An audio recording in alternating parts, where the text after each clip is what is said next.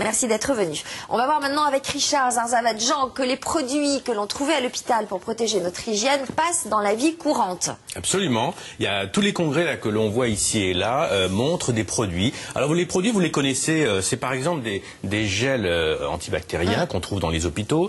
Et aujourd'hui, il y a des petits conditionnements pour les enfants avec des gels bactériens. On a des produits comme ça aussi qui fonctionnent. Ça veut dire quoi? Ça veut dire que d'une certaine façon, l'expertise qu'on a à l'hôpital est transférée maintenant à la maison de plus en plus. Alors, dites donc, et pourtant l'expertise à l'hôpital, elle n'est pas terrible quand même, vu le nombre de maladies nosocomiales. Parce qu'on les déclare davantage, mais les chiffres sont là. Il y a beaucoup moins d'accidents, d'infections nosocomiales à l'hôpital depuis 10 ans. Eh bien, tant mieux. Voilà. Alors Sophie, venez voir. Je vais vous montrer moi des produits. Venez voir, je vais vous montrer des produits justement qui viennent de l'hôpital.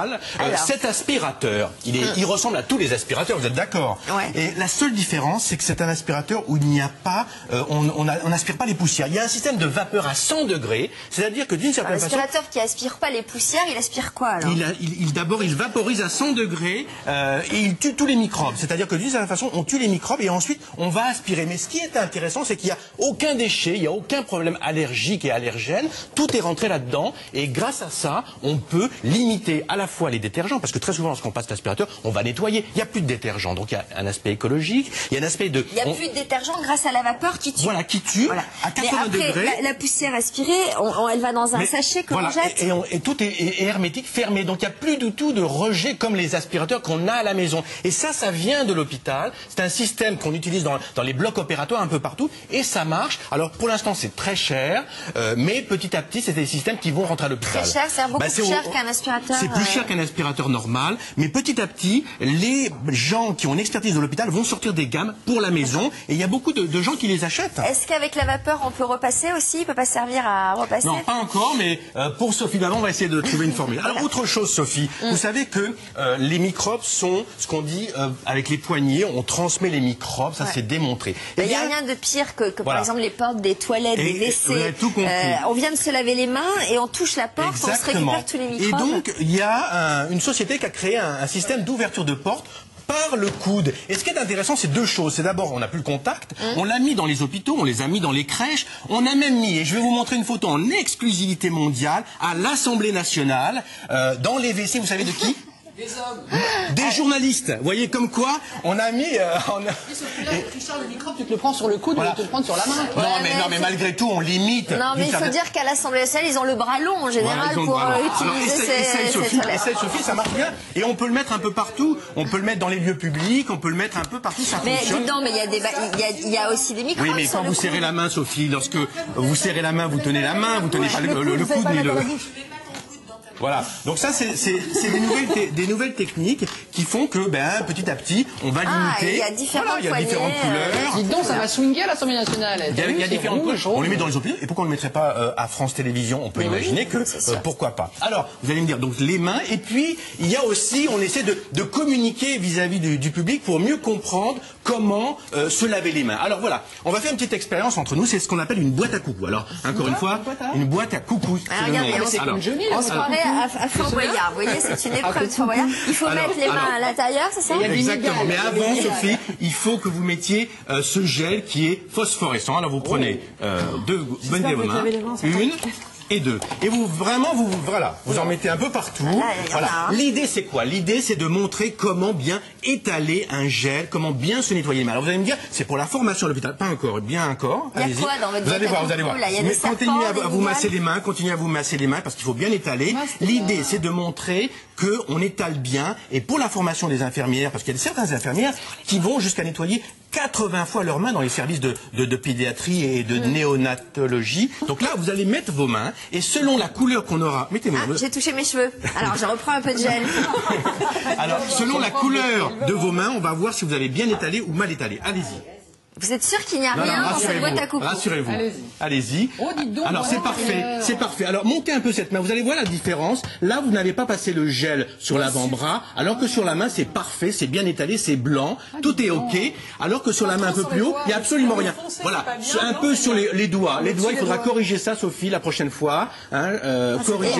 Est-ce que c'est ce que font les chirurgiens avant d'opérer? Non, les chirurgiens, les infirmières surtout, parce que ce sont surtout les infirmières. Mais vous voyez, c'est quand même même une pédagogie. L'idée, c'est de montrer qu'il faut bien étaler un gel, et on peut imaginer, pourquoi pas, de le mettre à l'école. Ça serait super que les enfants apprennent à se laver les mains et à se nettoyer. Alors vous allez me dire, moi j'ai demandé à un professionnel, le docteur Salman, de voir ce qu'il en pense, parce qu'il a écrit un bouquin chez Flammarion, on s'en lave les mains.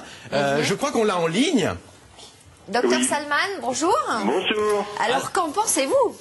Écoutez, moi je trouve formidable ces innovations, parce que vous savez, quand vous avez des mains sales, quand les gens par exemple se lavent pas les mains en sortant des toilettes ou avant de passer à table, ils augmentent de 30% par an le risque d'infection respiratoire et digestive.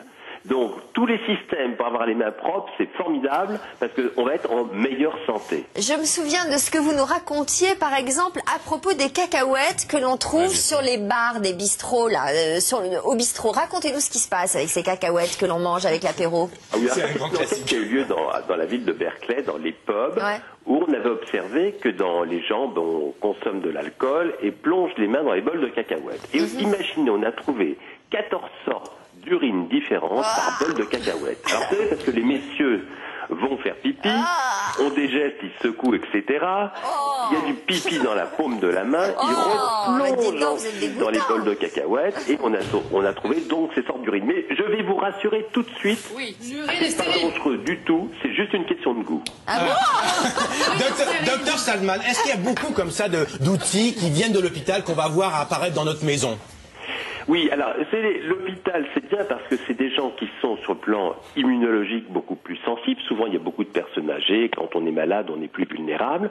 Donc, à l'hôpital, on fait attention pour ne pas attraper tous ces germes et mieux se défendre. Alors, il y a effectivement des choses très simples à l'hôpital. Vous savez, j'apprécie que quand on rentre dans certains services, on mette des choses pour protéger les semelles.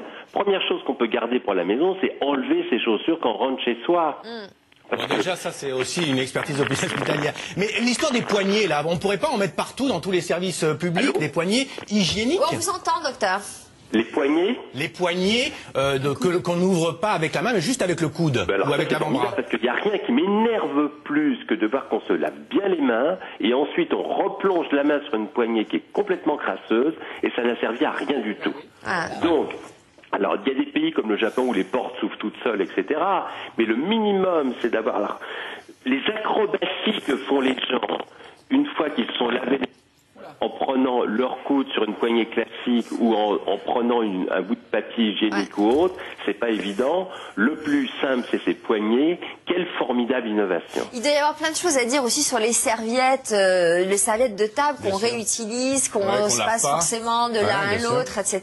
Je vous raconte pas le nombre de microbes qu'il doit y avoir. Donc, l'exemple le plus fort, c'est le mouchoir. Combien de fois je vois des gens, par exemple, vous savez, qui disent « Ah là là, je sais pas, j'ai la crève, ça passe pas, j'ai un rhume, etc. » Et en fait, ils se remouchent tout le temps dans le même mouchoir. Imaginez, vous le mettez dans la poche, les germes se multiplient, clac, ils se remouchent et à chaque fois, ils en prennent plus. Mais le germe meurt quand même dans la poche. Non, au contraire, c'est humide, c'est chaud, ils se sentent bien, ils se développent à toute vitesse.